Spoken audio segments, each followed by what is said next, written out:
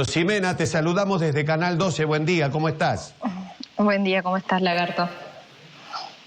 Muy bien, el gusto de saludarte. Lo primero es aclarar que no estoy a cargo de 200 geriatras, sino que lo que hacemos es intervenir en varias zonas de España y Portugal, acompañando y apoyando técnicamente y formando personal de los geriátricos, pero no están a nuestro cargo. Así que estamos actuando, pero hay una pequeña diferencia. Bueno, está bien, sí, es un error mío. Bueno, la verdad que nos interesó mucho que nos cuentes las historias o cómo ves esto, porque el coronavirus ha desnudado una realidad que todos sabíamos de la fragilidad del sistema de geriátricos en muchas partes del mundo, y se ha dado que los geriátricos han sido un centro de explosión precisamente del coronavirus en algunos países. ¿Qué es lo que has visto? ¿Qué te ha tocado vivir allí? ¿Qué panoramas has encontrado tanto en España como en Portugal?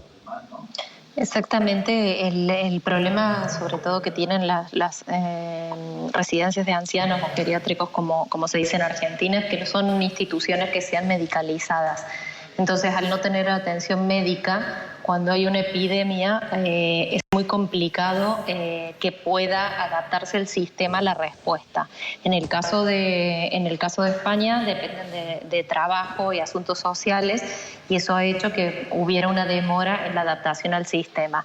Entonces, la verdad que ha sido muy, muy dramática, sobre todo al principio la situación, porque el personal que atendía a los residentes no tenía acceso a material de protección, y sabíamos desde un principio que esta iba a ser la población más afectada. A mí me gusta decir que responde a la pregunta de quién se muere. Se mueren los ancianos. Entonces, ha habido como a nivel mundial una omisión de alguna manera de atención a los que sabíamos que iban a sufrir más y que iban a tener mayor mortalidad. ¿Vos decís que hubo un descuido de los estados en prestarle atención a estos lugares?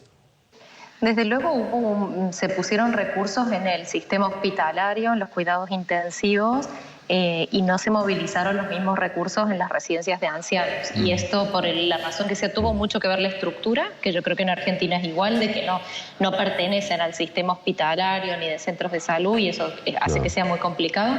Pero bueno, también hay una falta de capacidad de responder a emergencias, que eso es lo que Médicos Sin Fronteras aporta. Esta es otra cosa, ¿no? Pero eso sí que lo sabemos hacer, y en distintos lugares del mundo y con los medios disponibles. Y es lo que hemos intentado hacer aquí en España y Portugal, aportar todo nuestro conocimiento en respuesta a emergencias, trasladarlo a las autoridades, y luego también formar directamente a personal de residencias, y en algunos casos encontrarnos con pacientes directamente. Ximena, ¿y cómo es la realidad hoy? ¿Han evolucionado favorablemente la situación de los geriátricos, o están todavía luchando para poder normalizar esa situación que fue duramente atacada? Mira, lo primero es que ahora hay una disminución en la tasa de contagios en general en España, pero esto no se traduce en el tema de las residencias, y también ha quedado un sistema muy, ya como tú decías al principio, muy debilitado, que ha quedado devastado. Entonces, devastado en términos muy concretos. No hay personal para atender a los mayores, ha habido una mortalidad muy alta, entonces ese personal ha estado sujeto a mucho estrés, una situación a la que no está mucho miedo a contagiarse, a contagiar a sus familias. Bueno, la situación ha sido muy compleja, con lo cual yo diría que estamos muy lejos de estar en una fase de estabilización a nivel de las residencias de ancianos. Estamos empezando a afrontar lo que serán las consecuencias psicológicas y emocionales de una mortalidad tan bestia que supera el 60% del total de fallecidos de España. Ximena, buenos días. Daniel Potenza te saluda. Esta pandemia en la Argentina ha puesto en evidencia una cantidad importante de geriátricos clandestinos, digamos, por decirlo de alguna manera, sin la habilitación correspondiente. ¿Esta situación se ha repetido también en España o en Portugal? Sí, yo creo que en realidad, por alguna razón, todo lo que es el sistema de casas para mayores, asilos o como se llama en los distintos países, tiene muchas cosas en común. Supongo que tendrá mayor o menor impacto según el país y los recursos, pero yo creo que es una situación bastante parecida. Falta de supervisión, falta de priorización, falta de inspecciones. Incluso hoy, sabiendo en las situaciones en las que estamos, seguimos encontrando personal que está el 100% del personal infectado, están los ancianos infectados, hay ancianos solos sin cuidados básicos. Entonces, sí, efectivamente, esto ha puesto, había un sistema débil, ha caído el COVID y ha puesto en evidencia que el sistema no es tan ágil para responder a una pandemia para la que nadie estaba preparado, ¿no? Jimena, Carlos Abac te saluda, buen día. Buen día. Me resulta muy impactante esta visión que tienen ustedes de acompañar en la muerte, en la soledad de la muerte. Contanos un poquito cómo se vive eso, cuáles son los momentos previos, qué pasa con la gente, cómo se manejan ustedes de Médicos Sin Fronteras para semejante tarea, ¿no? Primero decirte que es una situación que esta de acompañar a ancianos, que no es algo que normalmente nos enfrentamos. Nosotros trabajamos en países donde generalmente son poblaciones muy jóvenes, en conflictos o en crisis de hambrunas en África con niños, ¿no? Vacunaciones. Y sí que esto ha sido un desafío. A mí personalmente, que siempre he trabajado con niños, me ha impactado mucho. También era un desafío a nivel personal trabajar con esta población. Creo que la vida personal me ha ido preparando porque he acompañado a personas de mi familia en este trance y creo que increíblemente ahora lo puedo poner en práctica. Y tiene una parte muy honorable y muy íntima, que es la que intentamos respetar cuando abogamos por este tipo de despedidas y comunicación. Intentamos que sean salir todos de la habitación, que solo quede una persona para hacer la videollamada, con la tablet.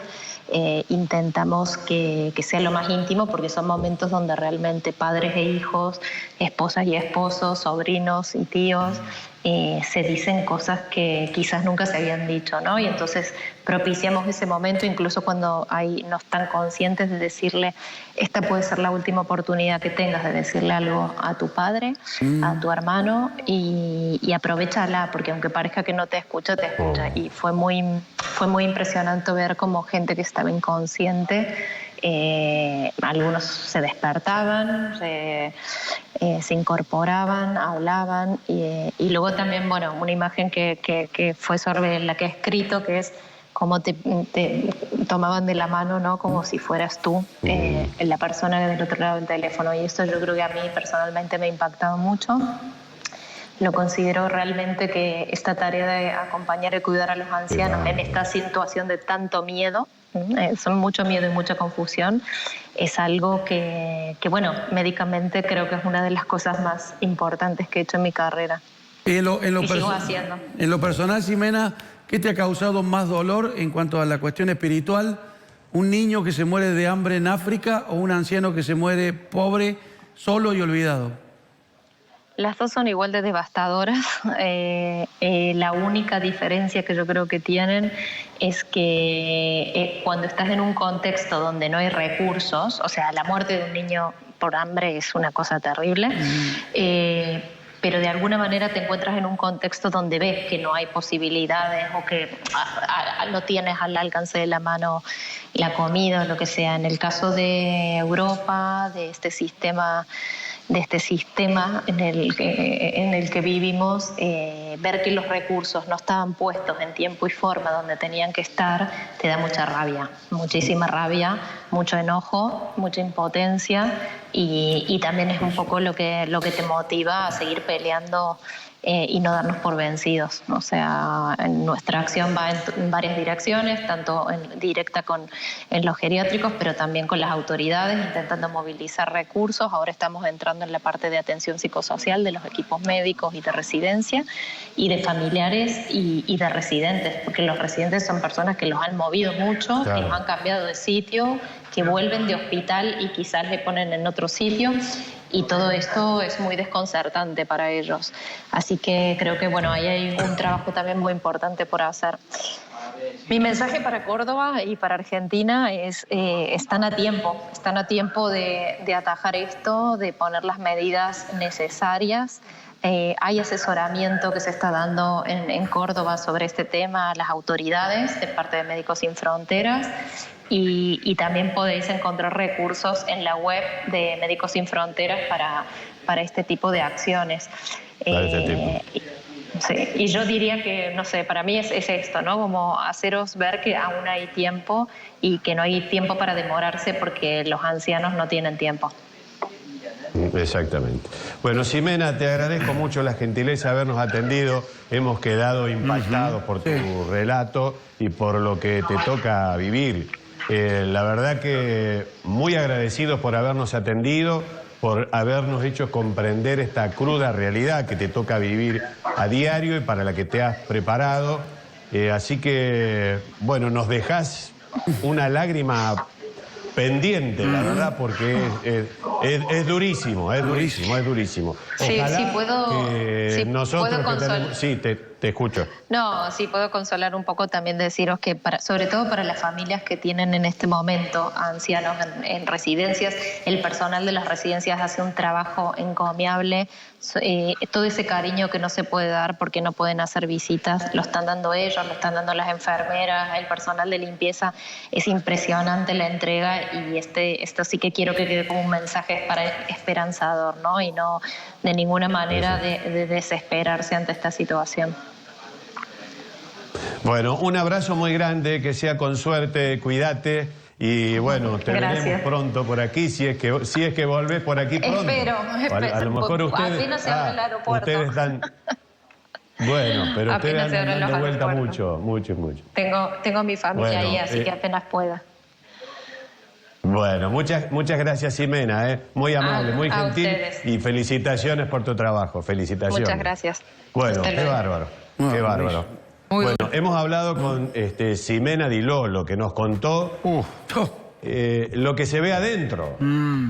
Es decir, que lo que nosotros veíamos en los diarios, de que, bueno, salía la foto del abuelito despidiéndose por el teléfono o por la tablet de su familiar. Era así. Ella lo contó vivido desde adentro, cómo lo hacen. Y ellos se han preparado para ayudar y acompañar a estas personas en el último momento. Una cosa que debe ser, si no estás preparado, debe ser devastadora. Tremendo relato, Lai, ¿no? Tremendo relato. Y esto de decir que no estábamos, obviamente, cuando ella decía los centros estos no estaban preparados, digo, sí, es cierto, no estaban preparados y como decía Daniel, también hay muchos clandestinos. Ahora también vuelvo a lo que decíamos al comienzo. Me parece que nos agarró de sorpresa. Cayó un piano arriba de la cabeza y nadie estaba preparado. Y ellos quizás mucho menos, y el nivel de contagio que fuimos viendo que se daba más en los adultos mayores, obviamente fue la consecuencia de todo este desastre que se produce en esa zona, ¿no? Claro. Bueno, una nota impactante, realmente. Impactante realmente.